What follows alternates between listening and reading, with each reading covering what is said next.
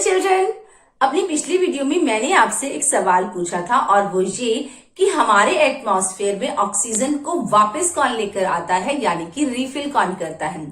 आप सभी बच्चों ने मुझे बिल्कुल सही जवाब दिया है मेरी वीडियो के कमेंट सेक्शन में। और सही जवाब ये था कि वो प्लांट्स हैं जो ये मैजिक करते हैं, यानी कि ऑक्सीजन को हमारे एटमॉस्फेयर में वापस लेकर आते हैं। अब सवाल ये उठता है कि प्लांट्स ये काम करते कैसे हैं।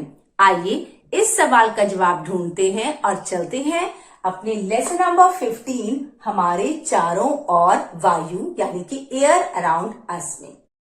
बच्चों, हमने ये लेसन नंबर 7 में पढ़ा था कि प्रकाश संश्लेषण के दौरान जो पौधे हैं वो अपना भोजन बनाते हैं और साथ ही साथ ऑक्सीजन को निर्मुक्त करते हैं, रिलीज करते हैं। आइए देखते हैं।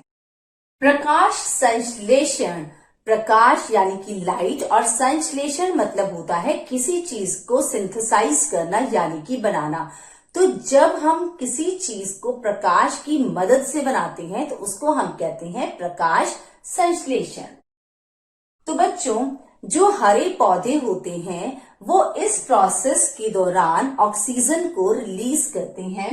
ग्रीन प्लांट्स कार्बन डाइऑक्साइड और जल की मदद से सूर्य का प्रकाश और क्लोरोफिल के साथ मिलकर कार्बोहाइड्रेट जो उनका भोजन होता है उसको बनाते हैं और इस प्रोसेस के दौरान ऑक्सीजन गैस को लिबरेट करते हैं, निर्मुक्त करते हैं। ये ऑक्सीजन गैस फिर वायुमंडल में जाकर ऐड हो जाती है। तो बच्चों, यही ऑक्सीजन गैस ही तो श्वसन के लिए हमें चाहिए।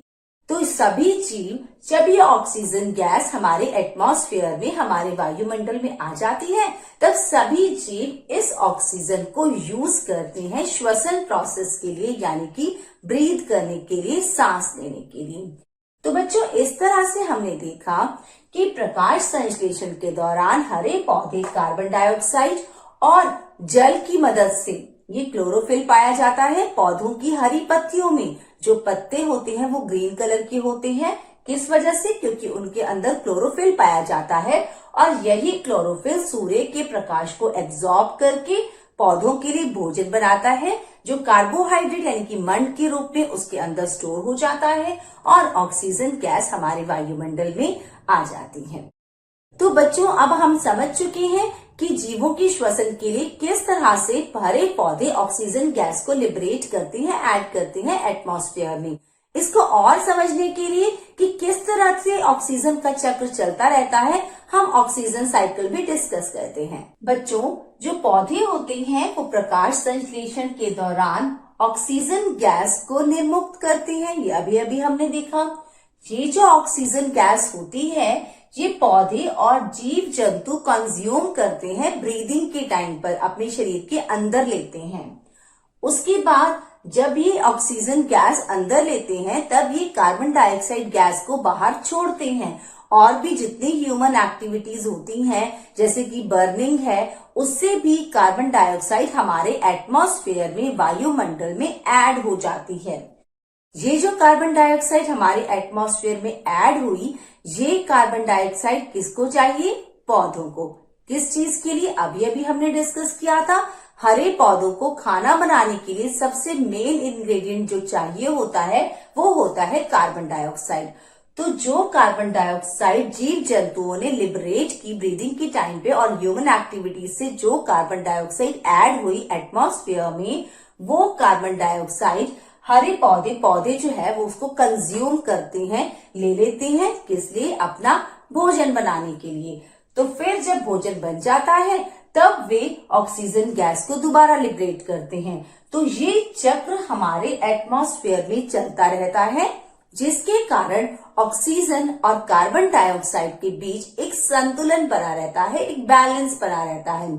और इससे हमें पता चलता है कि हमारी अर्थ पर जीने के लिए पौधे और जीव जंतु एक दूसरे के ऊपर इंटरडिपेंडेंट हैं, क्योंकि पौधों को भोजन बनाने के लिए कार्बन डाइऑक्साइड चाहिए और वो कार्बन डाइऑक्साइड प्रोवाइड करते हैं एनिमल्स, और एनिमल्स को ब्रीथ करने के लिए ऑक्सीजन चाहिए और वो ऑक्सीजन प्रोवाइड करते हैं पौधे। तो हमारे बायोस्फीयर में एक बड़ा ही खूबसूरत सा रिश्ता है पौधे और जीव जंतुओं के बीच। तो बच्चों, अब तक हमने ये समझा आज के लेक्चर में कि जो हमारे वायुमंडल है उसमें जो ऑक्सीजन घटक है वो हम सभी लिविंग बीइंग्स के लिए बहुत ही जरूरी है। जहां पर एक चीज आपने ध्यान रखनी है, हम ये कह रहे हैं कि पौधे ऑक्सीजन देते हैं, लेकिन ये कुछ क्वांटिटी ऑफ ऑक्सीजन ब्रीथ करने के लिए लेते भी हैं, लेकिन जो लेने की क्वांटिटी है पौधों की वो बहुत ही कम है एज कंपेयर टू जितनी ऑक्सीजन वो हमारे एटमॉस्फेयर में ऐड करते हैं। यही रीजन है कि हम कहते हैं कि ऑक्सीजन रिफिल कौन करता है? पौधे। तो बच्चों, आज के लेक्चर में हमने जाना किस प्रकार पौधे प्रकाश संश्लेषण के दौरान वायुमंडल में ऑक्सीजन निर्मुक्त करते हैं। साथ ही पौधे जंतुओं से कार्बन डाइऑक्साइड प्राप्त करते हैं। तो इस तरह हम कह सकते हैं कि पौधे और जंतु एक दूसरे पर निर्भर हैं। आज के लिए इतना ही, और अब है आपकी बारी। आपको मुझे वायु का कोई एक उपयोग बताना है। मैंने आपको अब तक वायु का सबसे इंपॉर्टेंट यूज बताया है, और वो ये कि वायु ब्रीदिंग के लिए बहुत इंपॉर्टेंट है। आप जल्दी से मेरे कमेंट सेक्शन में वायु का एक यूज लिख के भेजिए। Thank you. NTPC Faridabad and Chief Minister's Good Governance Associates Program with Star Teachers of Faridabad.